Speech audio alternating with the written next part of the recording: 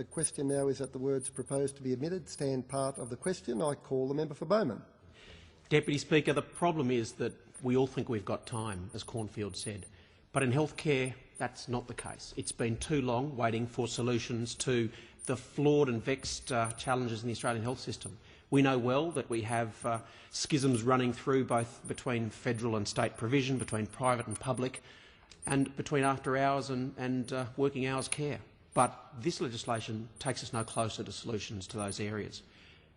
I guess today is an appeal both to the other side of the chamber, on behalf of Australians in every corner of this country, who ask the question, what's actually happening and what's changing?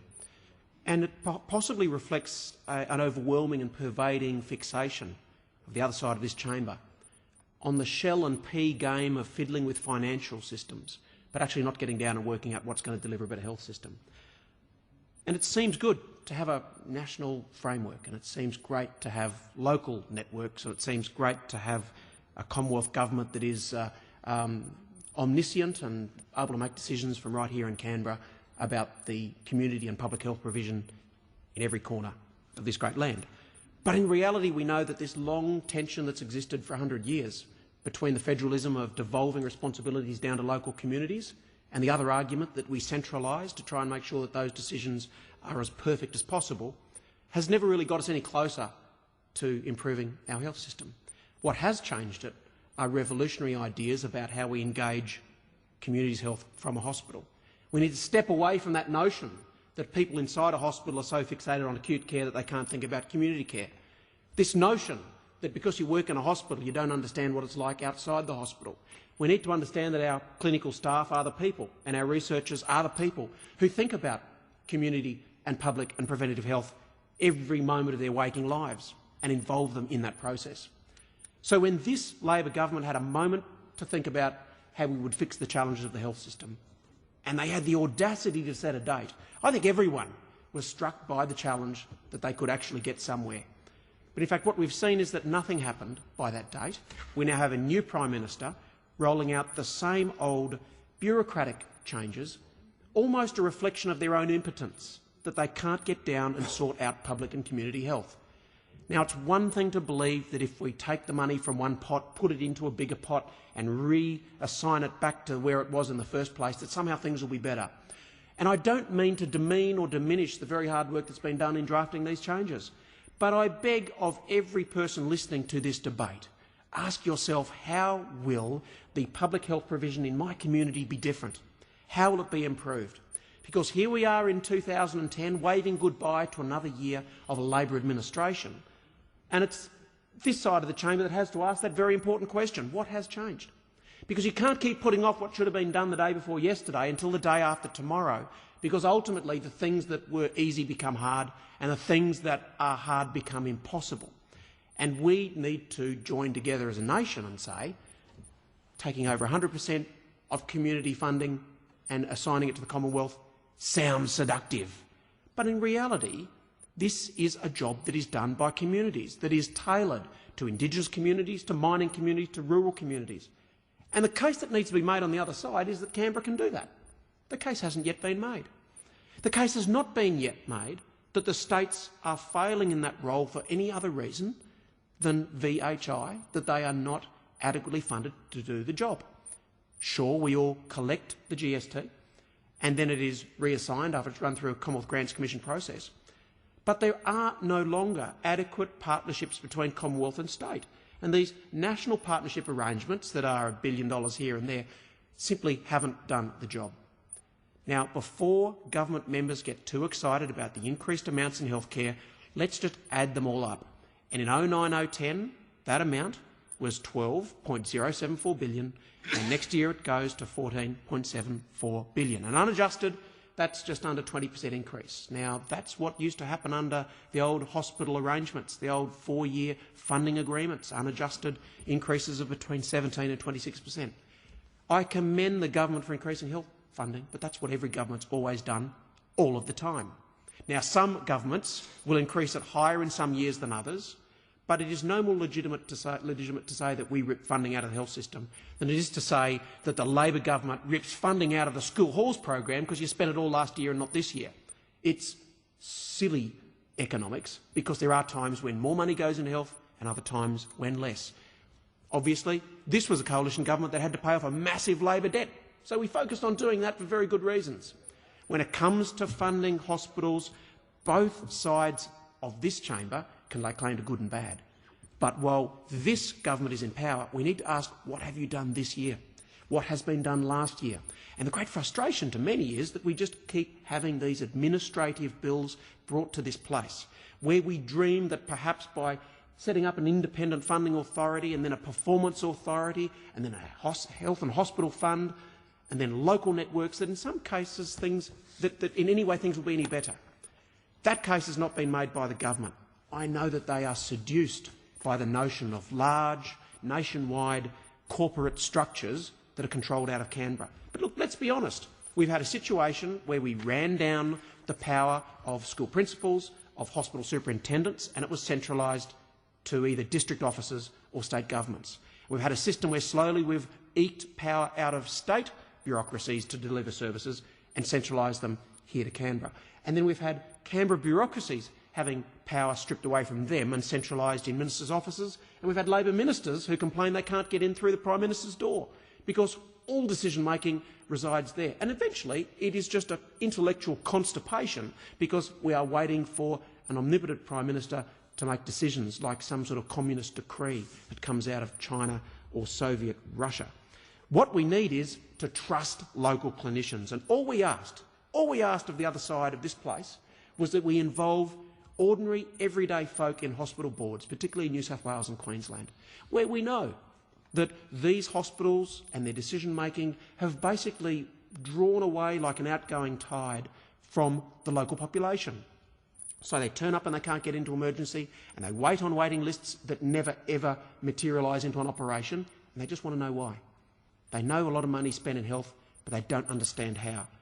And I'm not going to stand here and just say to you we need to slash the health bureaucracy. I'm not going to say we've got frontline staff that aren't performing clinical services, therefore they need to be done away with. No, that's overly simplistic. What we need to know is that leading figures in each community can be part of a hospital board. Now, of course, we need to resolve the issue of whether these hospital boards actually run the hospitals or simply monitor them. And the role of a hospital board fundamentally is to be a conduit for passing information between the decisions that a hospital makes and the community that is affected by them. And that is utterly legitimate. And the criticism from Queensland Labor was that we have the butcher baker and the candlestick maker on the hospital board and that they can't possibly run a hospital. But they are ordinary, everyday people who have a grasp of what it takes to serve and a grasp of what it takes to deliver health care. And that's why we do need to incorporate these skills, people who are not necessarily health professionals, in listening to how health decisions are being made. That was the simple request by this side of the chamber. How the Labor government responded was fascinating because they simply said, well, we will allow local decisions to be made as well.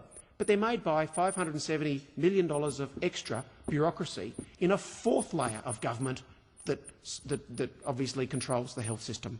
So we still have this curious situation where the Commonwealth is involved in immunisation services, the state governments are involved in delivering immunisation services, local jurisdictions and city councils deliver immunisation, and now, thanks to Mr Rudd and now Mrs Gillard, we have a fourth level of administration running our hospital system, but worst of all, it's a fourth level we can't vote out. Worst of all, it's a fourth level that has no accountability to ordinary Australians. Worst of all, it's a fourth level that we have to blame in this post-Rudd environment, Deputy Speaker, where everyone is responsible for everything. And the last thing that we need is a situation where you don't know who is not performing. The great attraction of clearing up this complex miasma of health decision-making in Australia is to determine who delivers services most effectively and let them get on with competing to be a provider.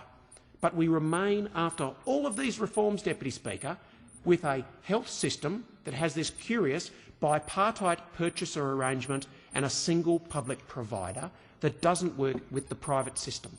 We still have a public system, Deputy Speaker, where the faster they work, the quicker they go broke, and a private system where the faster they work, the richer they get. And that challenge has to be resolved. It's a nexus that we simply haven't even begun to scratch the surface. Now, the solutions are right in front of us, but it's a government that is not looking. and you only need to go and see the complex cancer services or the eye surgery that is being delivered through the private means, through private providers, through streamlined systems at a fraction of the price with 100% outcomes. I'm just asking this side of the chamber, why don't we learn about how those cancer services are delivered? And let me throw a complex notion over to that side of the House. Please accept it. And that is that potentially the private system may do parts of our health work better than a public system will ever do. Let's also face the fact that public services may well remain more efficient and more effective than private services ever can be. So why don't we engage in a partnership to work out how that's best done? Why don't public hospitals accept that there are some things that they simply cannot do as well? Why don't we reach out across that fiscal divide and involve private services as a competing entity in providing? It's a simple challenge. Because, let's face it, they are the reasons why people in my community of Redlands can't get to see a doctor, wait for hours in casualty, sit on waiting lists for operations that will never come, and of course, end up in medical wards taking up valuable acute bed space. I put a simple challenge to the government. What are they doing for aged care provision, for the wages of our aged care nurses, for the infrastructure costs of building aged care facilities? There's been almost no movement on that in 4 years. But it's an integral part of a functioning health system is to return people who are discharged to the community.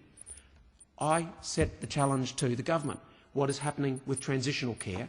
What is happening to engage the private sector? What is happening to connect hospitals with community health care? It's one thing to say the federal government should be running private and community and public health. So what does that leave the states? Completely unengaged in the process.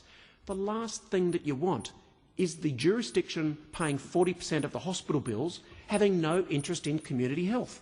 A much simpler way would have been to have a dollar-for-dollar national partnership arrangement on this very question and keep all 8 jurisdictions in the room on community health. But no, this government has lost 7 of them and will go it alone providing community health. The greatest mistake of the legislation we debate today is that 7 jurisdictions walk away from community, preventative and public health and are no longer engaged. And that's a great loss. Look, we all know the situation of current funding arrangements and how we use, partnership payments and healthcare special payments to fund the health system, which is effectively the responsibility primarily of the states in the public area, but the states are simply not adequately funded to do it. So a courageous government would have stepped in and fixed up that problem.